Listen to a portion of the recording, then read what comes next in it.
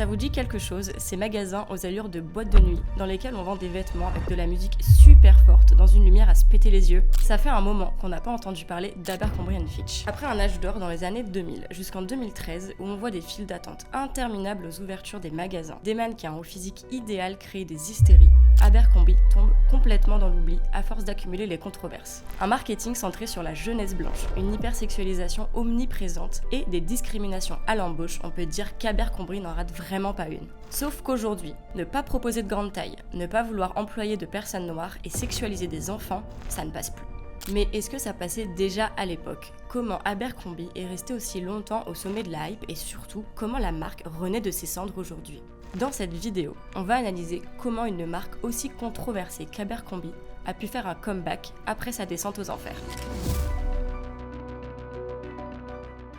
Quand Mike Jeffries devient le CEO d'Abercrombie en 1996, la boîte pèse 330 millions de dollars. Déjà une belle activité, mais il va la transformer radicalement et le moins qu'on puisse dire, c'est que sa stratégie va porter ses fruits. Sa cible, les 18-22 ans. C'est l'âge où les Américains quittent le nid parental pour aller en campus. Vous avez peut-être entendu parler des fraternités et des sororités. Ces résidences étudiantes où les filles et les garçons sont séparés et forment une espèce d'organisation sociale assez sélecte et élitiste avec le cliché des sportifs et des cheerleaders. C'est ça le public d'Abercrombie, les sorority girls et les frat boys. Pour leur parler, ils recréent leur univers de A à Z. C'est le cliché des universités américaines. Ambiance soirée et fête, testostérone et hormones en tout genre. On cherche plus à plaire qu'à faire ses études. C'est l'apparence qui compte le plus. Les mecs les plus populaires sont dans l'équipe de rugby ou capitaine de foot et ils arborent le corps de rêve et l'idéal américain. C'est exactement l'image que Mike va donner à sa marque. Un style de vêtements qui mélange la culture jeune, le sex appeal et le BCBG. On s'inspire de Ralph Lauren, mais il faut qu'on soit plus abordable que Tommy Hilfiger tout en restant désirable et ambitieux. Et pour ça, une stratégie. Transformer ces magasins en extension de l'université, grâce à une copie parfaite des codes cool et populaires de l'idéal étudiant américain.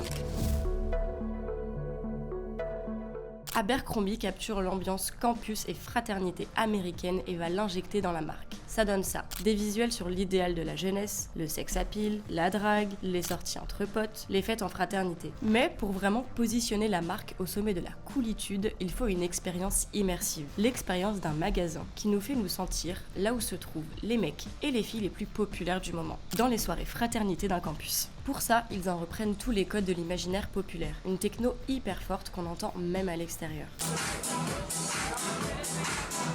Les fenêtres de la devanture des magasins sont montées de volets pour un effet maison, mais aussi pour cacher ce qui est à l'intérieur. À l'entrée, un modèle torse nu digne des plus belles photos de magazines vous attend pour vous proposer d'entrer. Une fois dans le magasin, c'est ambiance nightclub, musique assourdissante, jeu de lumière. On est carrément plongé dans le noir, sauf pour les vêtements qui sont illuminés par des projecteurs de différentes couleurs. Pour pousser encore plus loin l'expérience immersive de la masculinité, on diffuse du parfum partout dans le magasin. Bref, tous nos sens sont stimulés, voire un peu trop, et on joue sur le désir avec le côté érotique des modèles. Abercrombie n'est plus un simple magasin, c'est une expérience à part entière. La fraternité en sortie shopping, c'est l'incarnation même de la vie étudiante, c'est la marque pour les cool kids. Et ça, le CEO le sait bien, même le QG de la marque est rebaptisé le campus. Imaginez ça aujourd'hui. Perso, cette recette me met un peu mal à l'aise. On dirait un boomer qui force pour être jeune.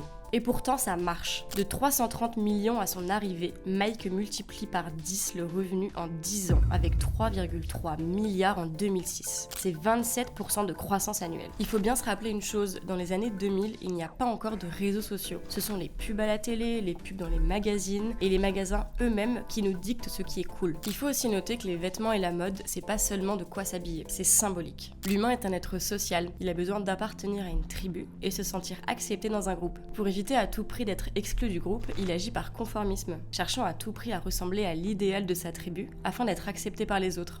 La vie de jeune adulte est une période critique. On quitte le nid familial et on cherche à tout prix à se construire un nouveau noyau auquel appartenir. On cherche à se construire une identité, gagner en estime de soi et exprimer sa personnalité aux autres. C'est aussi à ce moment-là que nos hormones explosent. Ce sont nos premières expériences sexuelles. Il faut donc séduire et être attirant. La mode répond parfaitement à ces besoins. Elle permet de se construire un capital symbolique, des éléments qui mettent en avant nos valeurs, notre personnalité et notre statut social. Abercrombie ne déroge pas à cette règle. Pire, la marque en fait son principal levier marketing. Elle vend ce sentiment d'appartenance et l'impression d'être cool. Elle pourrait vendre n'importe quoi, y mettre une étiquette de $40 et ça fonctionne. Elle n'essaie pas de répondre à la demande, elle crée cette demande. Ça rend son pouvoir sur les jeunes considérable.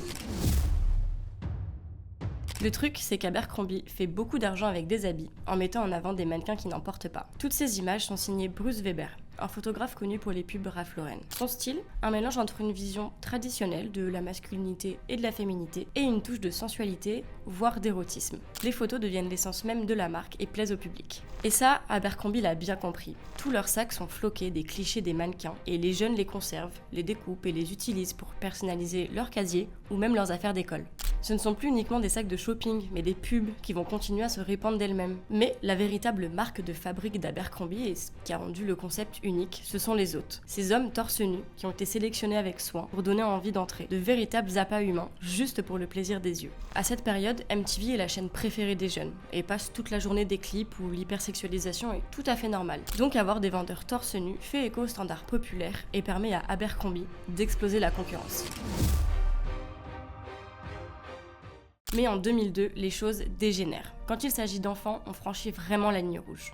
La branche pour enfants, Abercrombie Kids, met en vente des hauts de bikini rembourrés. C'est bien connu, les fillettes de 7 ans ont besoin de push-up. Et des strings décorés avec les mots wink wink, qui signifie clin d'œil, et eye candy, pour le plaisir des yeux. Des vêtements pas vraiment appropriés pour des enfants de 7 à 14 ans. Gros backlash pour Abercrombie qui est accusé de sexualiser des enfants. La marque va retirer le mot push-up de la fiche produit et les strings de la vente. Mais Abercrombie est loin de faire son mea culpa puisque la marque communique en disant « Si vous interprétez ces messages autrement que comme quelque chose de marrant et mignon, c'est vous qui avez l'esprit mal placé. » Juste histoire d'en rajouter une couche, en 2019, Bruce Weber, le photographe d'Abercrombie, est accusé de harcèlement sexuel sur 5 jeunes hommes rencontrés en shooting. Quand on veut une image de marque sexy, on flirte avec les limites de la morale, et ça, ce n'est que le début. Sur internet, on ne compte même plus le nombre de prises de parole de personnes jugées moches par la marque qui se sont faites virer juste parce qu'elles n'étaient pas assez belles ou cool. Pour ceux qui y travaillent encore, les standards sont hauts. Il faut garder une forme olympique, on peut pas porter de noir, on peut pas porter de bijoux trop voyants et on les force à se raser s'ils ont un poil sur le menton. Là où c'est encore plus problématique, c'est lorsqu'une employée noire se rend compte qu'elle n'est prévue au planning que le soir pour le ménage, malgré ses demandes de faire des heures en journée. On l'a poussée vers la porte, sans justification. Un autre candidat est aussi refusé car on a déjà trop d'asiatiques dans la boutique. Les gens commencent à se rendre compte qu'Abercrombie est profondément raciste et discriminatoire et la marque ne s'en cache même pas. Pire, elle l'arbore même sur ses vêtements. Il y a quelques années, les t-shirts graphiques sont à la mode. Plus les dessins et les slogans sont drôles, mieux c'est. Sauf que certains designs sont vraiment limites. Two wrongs can make it right, un design offensant pour la communauté asiatique. La phrase ressemble au proverbe Two wrongs don't make a right, qui signifie on ne répare pas une erreur par une autre. Mais ici, elle sous-entend que deux wongs, un nom stéréotypé pour parler des asiatiques, n'équivalent pas à un blanc. Et regardez ce design. Une représentation cliché des asiatiques avec des yeux bridés, un chapeau conique, franchement y a rien qui va. Évidemment, ça a donné lieu à des protestations devant les magasins Abercrombie. Les victimes s'associent et emmènent Abercrombie en justice. La marque est condamnée et doit verser 50 millions de dollars. Ils doivent également mettre en place de nouvelles pratiques marketing et de recrutement pour améliorer leur diversité. Alors, est-ce que tout est réglé ? Le problème, c'est que Mike n'est pas seulement le CEO d'une boutique de fringues, c'est le créateur de ce qui est cool. Beaucoup voient sa vision comme un appel au harcèlement des uncool kids. On voit qu'après le procès, l'opinion change. Dans le film Spider-Man, le méchant est habillé en Abercrombie de la tête aux pieds. La marque ne fait plus autant rêver. Les années passent et les mannequins de couleur dans les pubs ne sont là que pour faire acte de présence. Les discriminations à l'embauche continuent et finalement, le jugement n'a servi à rien. Mais en 2008, tout bascule. Samantha Elof postule pour un job de vendeuse et se voit refuser le poste car sa tenue vestimentaire ne correspond pas aux attentes du magasin. Elle porte le voile. Abercrombie se justifie en disant que toutes sortes de couvre-chef est interdit dans le magasin, mais Samantha ne l'entend pas de cette oreille. Elle attaque Abercrombie en justice. 7 ans plus tard, le verdict tombe enfin. Abercrombie est coupable d'avoir violé le Civil Rights Act de 64. Loi mettant fin à toutes les formes de discrimination reposant sur la couleur, le sexe, la race ou la religion. C'est le moment charnière pour Abercrombie. La marque, déjà synonyme de scandale, passe du mauvais côté de la loi. Mike Jeffries quitte enfin sa position de CEO fin 2014, juste avant la décision de justice, et Abercrombie devient la marque la plus détestée des Américains. Il y a un sacré boulot pour remettre la marque sur pied. Fran Horowitz, la nouvelle CEO, est une ancienne acheteuse pour plusieurs grands magasins de New York City. À son époque, les réseaux n'existent pas et les acheteurs ont un pouvoir immense sur la mode. C'est à eux qu'incombe de sentir l'air du temps vu les budgets qui leur sont confiés. Autrement dit, c'est une personne qui a toujours eu du nez et qui connaît les rouages de l'industrie. Après ça, elle intègre le groupe Abercrombie & Fitch en tant que présidente d'Hollister, la marque petite sœur. Et elle ne se débrouille pas trop mal. Là où Abercrombie tape dans l'esprit campus, Hollister flirte avec la vibe surfer. Les mêmes recettes édulcorées, sans les polémiques. C'est un peu l'archétype de l'underdog finalement, qui travaille jusqu'à gravir tous les échelons et finit par diriger une marque centenaire. Au lieu de remplacer le CEO destitué par une autre tête d'affiche, probablement masculine vu l'historique de la boîte, on s'appuie sur cette femme, plus ou moins anonyme. Abercrombie appuie sur tous les boutons refresh possibles. Quand elle reprend les rênes en 2016, le chiffre d'affaires est retourné à son niveau d'il y a 10 ans. L'entreprise vient d'enchaîner 4 années de décroissance. Il faut se faire oublier et repartir à zéro. Entre-temps, le monde a changé. Avec Fenty Beauty, Rihanna sort plus de 40 nuances de fond de teint quand les autres marques se contentent de 15. Et avec sa ligne de sous-vêtements, elle remodèle complètement la notion d'égérie. Les mannequins sont de toutes les tailles, toutes les couleurs, tous les sexes, tous les âges. C'est un véritable séisme dans le monde de la mode et de la beauté, un véritable shift culturel. Les attentes des consommateurs changent durablement, on a franchi un point de non-retour et il y a un nouveau standard. Dans la foulée, Victoria's Secret et ses anges mettent la clé sous la porte à peu près en même temps que la débâcle d'Abercrombie, à force de s'empêtrer dans une vision désuète. Et les deux marques appartiennent justement au même univers. Elles misent sur des codes de luxe pour vendre un rêve, alors qu'il s'agit de boutiques de centres commerciaux intrinsèquement liés à la culture mode des années 90-2000. On veut les rejeter tant elles symbolisent une époque révolue. Et c'est avec cette idée en tête qu'Horowitz veut reconquérir son public. Elle change le logo, rallume la lumière dans les magasins et baisse le son. Le design à l'intérieur des magasins, il est classique et épuré. Elle fait un 180 degrés dans leurs décisions marketing et met enfin en avant l'inclusion et la diversité. Au lieu de prôner l'élite, Horowitz, elle va se concentrer sur les consommateurs. C'est comme si un adulte arrivait enfin pour superviser une fête qui tourne mal. Elle sort Abercrombie de son immaturité, à l'image des millennials qui sont désormais passés d'ados à adultes. Et avec ça, changement de ciblage. Ce n'est plus des vêtements pour des ados, mais bien des adultes de 25-30 ans. Le style n'est plus enfermé dans les attentes du genre. On a des pantalons larges pour les femmes, des sweats et des t-shirts unisexes. Mais changer de façade visuelle et de marketing, ça ne suffit pas. Il faut surtout changer leurs valeurs phares. En 10 ans post-procès, ils vont pas rester dans les coulisses. Ils vont reconnaître leur erreur publiquement, notamment dans des posts Instagram. Ils comprennent donc une chose fondamentale en business, il faut écouter son audience. Les réseaux sociaux en sont le premier instrument. Abercrombie va faire appel à des influenceurs qui ressemblent à des messieurs et des madames tout le monde. Leur nouveau credo, maintenant, tout le monde est un cool kid. C'est littéralement le jour et la nuit niveau branding. On passe de quelque chose de sombre, select, très genré avec des logos tape à l'œil, à quelque chose de lumineux, épuré, diversifié. Plus de mecs blancs parfaits à poil, mais des gens habillés qui correspondent beaucoup mieux aux attentes de la population américaine et internationale. Après des ventes dans le négatif pendant des années, leur part en bourse augmente de 25% en 2018 et ne cesse de surprendre. Ils se retrouvent aujourd'hui dans une belle remontée avec des parts dépassant la croissance de celle de Nvidia en 2023. La marque Abercrombie est passée de 1,7 milliard de dollars de revenus en 2022 à 2,2 milliards en 2023. Et le premier trimestre de 2024 est très prometteur.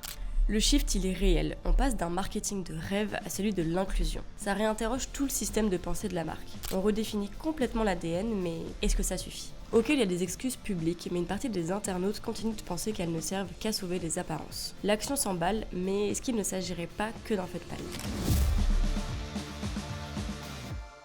Si on revient 10-15 ans en arrière, il était beaucoup plus difficile de faire entendre sa voix. C'était les médias qui régissaient la culture, c'était les marques qui nous dictaient ce qui était désirable ou pas, et les films nous rappelaient sans cesse qu'il y avait des gens populaires et des losers. Toute la culture était différente. La beauté, c'est la maigreur, la blancheur, la jeunesse, elle est fantasmée, on adore exclure des gens pour se mettre en avant, et on ne voit aucun problème avec ça. Le truc, c'est que tout change avec les réseaux sociaux. Les gens qui sont blessés par des propos, qui sont victimes de discrimination, ont maintenant de quoi s'exprimer. Via les réseaux, on voit notamment arriver le mouvement Body Positivity, et on commence à comprendre que c'est mal de discriminer les gens par rapport à leur apparence. Et ça suit la logique du mouvement MeToo qui met en lumière l'hypersexualisation des femmes, toujours présente dans notre société, et qui permet de dénoncer cette tendance gênante de toujours tout rapporter à quelque chose d'attirant. Aujourd'hui, les marques ont plutôt intérêt à s'accorder avec ces valeurs modernes et à écouter leur audience. C'est maintenant les consommateurs qui décident de ce qui est cool et désirable. Les gens ont repris le pouvoir sur leurs décisions d'achat. Et dans un monde où on a trop de choix, on décide d'écouter ces valeurs. La société évolue. Abercrombie est un exemple impressionnant de reconquête du marché en s'ajustant aux attentes des années 2020. Une stratégie dont beaucoup d'autres marques pourraient s'inspirer. Merci d'avoir regardé cette vidéo et à dans 2 semaines.